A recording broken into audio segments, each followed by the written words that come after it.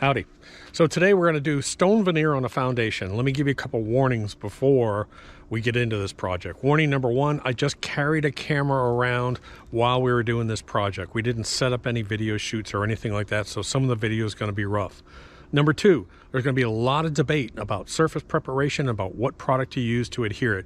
And I'm here to tell you, one of the main pieces of research I did for almost 2 weeks was research adhesives versus something like a mortar. And I'm telling you, this product that has come out, product development has come a long way.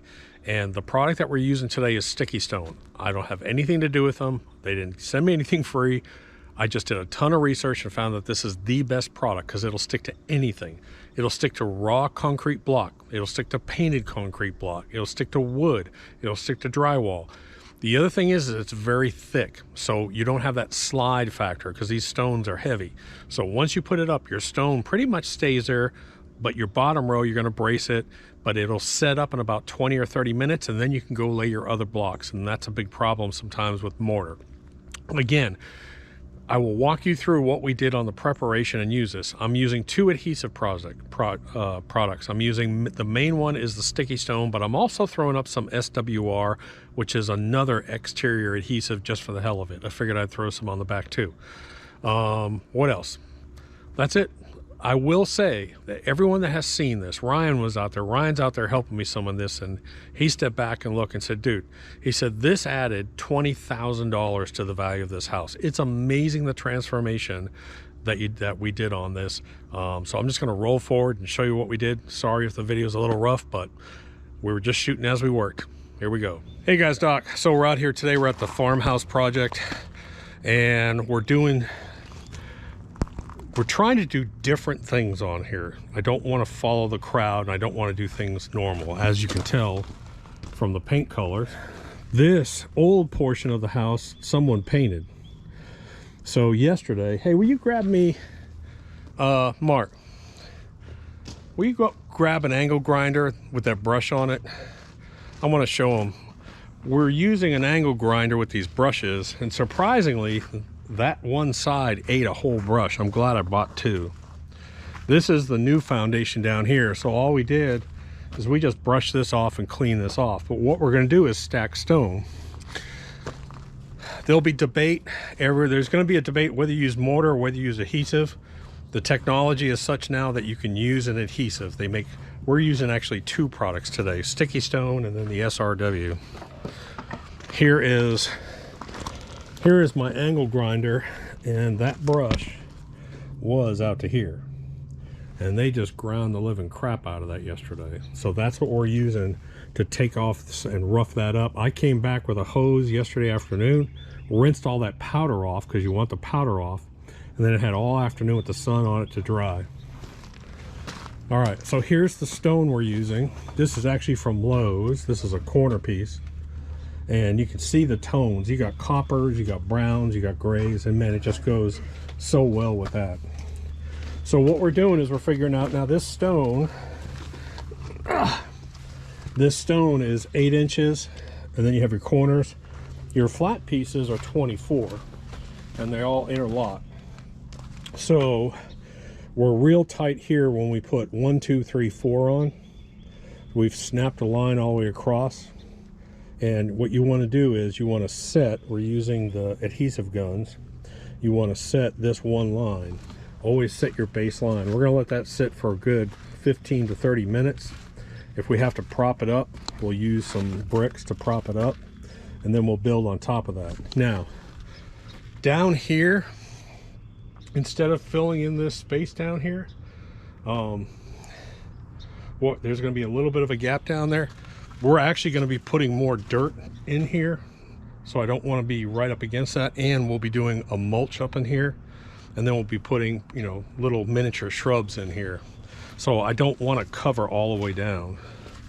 That's about it. That's what we're doing, and I'll show you how it looks when we're done. Now, the other thing we're doing is we're putting, I forgot to mention this, we're putting this drip edge on here. It's just an aluminum drip edge. I found this at Lowe's. It was really hard to find that. And what I'm doing is, this is it right here. You can see it. So we're going up underneath the siding.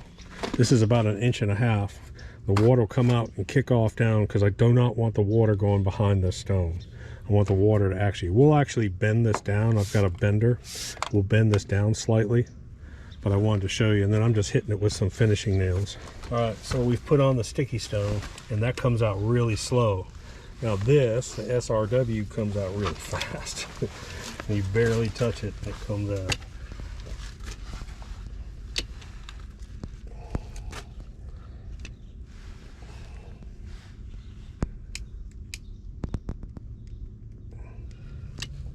So what you're gonna have with this crap, you're gonna have all kinds of broken stones, and then you gotta do the puzzle now and figure out how all this stone goes in there. And then you gotta glue that stone back on. I'm telling you, I'd say probably at least 20 to 30% of the stuff is gonna have a broken piece on it. When you buy this kind, this is that weird shaped kind of slate stone. Okay, so this is the sticky stone product, and you're going to want a nice thick bead on there. This stuff will set up in about 10-15 minutes. And then the other product is the SRW, I think it's called.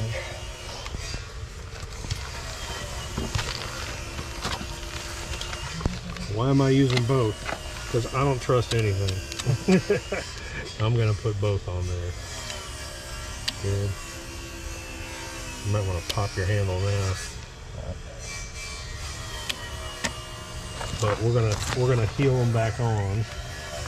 Start up a little high and then just let it squish in. And then watch your chalk line there. So when you're doing your line, this stone here needs to be, see that edge? That needs to be a little tad lower, not too much. Yeah. That's good. Okay, so like I said, what we're doing is we're putting this in. Within 15 minutes, this is going to be bonded tight. I don't think you can't even move that right now. So as we go down, since we're sloping, you can see what we got. We got a bunch of shims, and we're just shimming those boards up as we go, just to match that chalk line. And we're doing this whole bottom row, and then we'll start building up from there. So here's a good example. So Jesse's putting some glue on. You can talk while you're doing it. Jesse, you said that you've done this before, but you used what? Mortar, right? Mortar. And what happened? It breaks. It breaks and it falls off. There's a couple videos online showing where you can actually just take a sort of a screwdriver and just sort of tap that mortar, and the stuff will come off, the veneer will come off, and mainly because moisture's gotten behind it. This new adhesive stuff, I'm just telling you, you got to move with technology. This adhesive stuff is just fantastic. It also lets you do little teeny repairs on here, which you're going to need on this. Okay, so I figured I'd go ahead and show you how this sticky stone stuff comes. It comes in a long tube. You put it in their gun.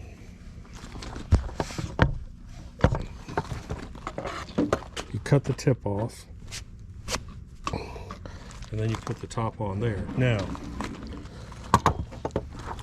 when you finish with this tube, the nice thing is there's no goop inside, and you have this one little piece which there's no waste.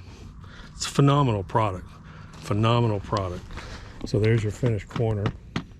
Now we actually tested, because this is I don't know what you call it. What kind of stone would you call this? It's almost like a slate. Yeah, slate stone.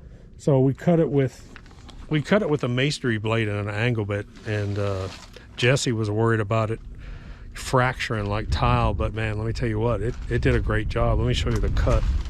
So I just used a regular masonry blade.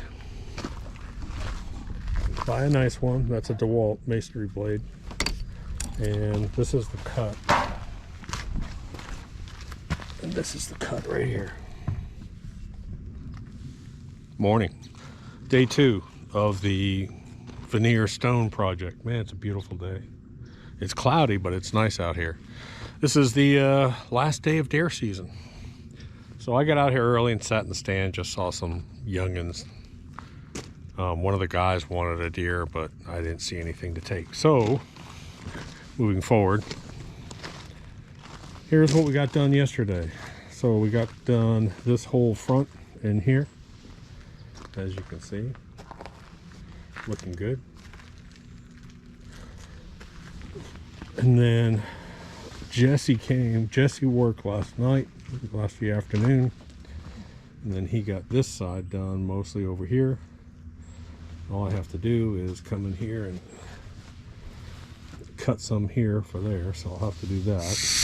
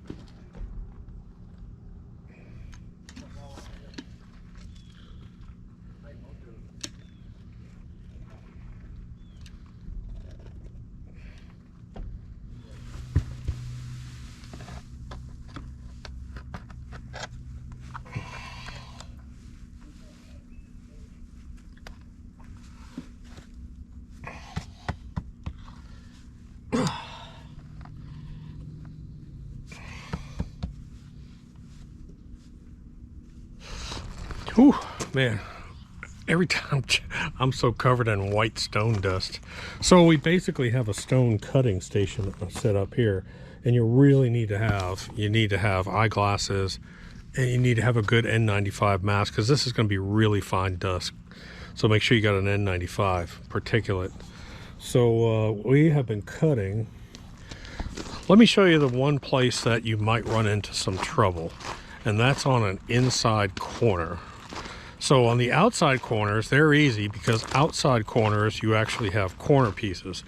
Now, Mark and Jesse were helping us out. They're gone. It's just Ryan and me right now. So we're both over here finishing this up. But the inside corner is the tricky part. Right here. So the outside corner is easy. When you get into here, you can see like this one piece right here, this is 7 cuts to get it notched in here so it'll fit right. And then I got to go back and I got to cut these. I'm just going to butt them up against here, and then I got to go back and cut these out too. So project's looking so good. Even Ryan said, he said it completely transforms this house. Yeah, I mean, it makes it makes it look like a luxury sort of mountain cabin when you do this. We have a little wall inside the sunroom. We were thinking about doing a brick wall, and I told Ryan, I purchased a lot of, it's a lot, not a lot of them, but a lot of old beams, 4x4s, that were taken out of a tobacco barn from a farm that was built in 1795 in Arrington, Virginia. So I've got those coming for the ceiling and for the master. But we're thinking about maybe doing a wall with our leftover stone and surrounding it with a couple of those beams. But doesn't that look good? So once we got to here, we overlapped. We just did cuts. We're getting ready to install. We'll be doing a door right here. But let me step back just to show you how nice this looks. I mean, it completely changes the look of this place. I'm shocked. Ryan's shocked. Everyone that comes out here the past today or sent pictures to are just like, wow, that looks simply amazing. What a finishing touch. I'm happy, man. I am so happy when we did this. And I'm so happy I didn't go with a gray. I'm so happy I went with that dark, rich color. Oh, man. So this has been, it's not an easy project. It's kind of a tough project. It's a lot of labor. It's a lot of lifting stones. Somebody's grinding stumps in the background, if you're wondering. what's going on. Let me talk about the adhesive products. Number one, first, the stone. I just went by Lowe's and I happened to see that one stone and I said, man, I love that with the color. I got lucky. There were a bunch of different stone distributors that you can buy from, or go to Home Depot, Lowe's, wherever you want to get it. The sticky stone product, which is the main product that you use, I bought mine from Pave Tools. You have to go through one of their distributors. It's not sold in big box stores. You got to go online and order it, and you need to order one of their guns. So you need the gun and you need the tubes. SRW, which is SRW Super Strength Adhesive Solvent Based. That's an exterior product. Now they also make an interior product, which is an instant tack. That instant tack product, when you put your stone up, you hold it for 5 seconds and it's there and it's stuck. Now, but that's only for interiors. That's why I had to go with the solvent. Why did I use both? The solvent-based product was a little bit softer. It wasn't as firm. It was a little more liquidy, I guess you would say. And I said, hell, I'm just going to use both of them just to make sure, because I'm going on multiple surfaces. I'm going on painted and I'm going on raw concrete block. Absolutely thrilled with the results on it. Today, my trim crew came by to start putting up shiplap on all the ceilings. All the ceilings are going to have white shiplap. The kitchen walls are going to be all white shiplap or nickel gap. That'll be interesting. So hit subscribe and I'll take you out there and I'll show you some of that process, along with some of those old beams that I got coming from that 1795 barn from Virginia. Talk to you later, Doc.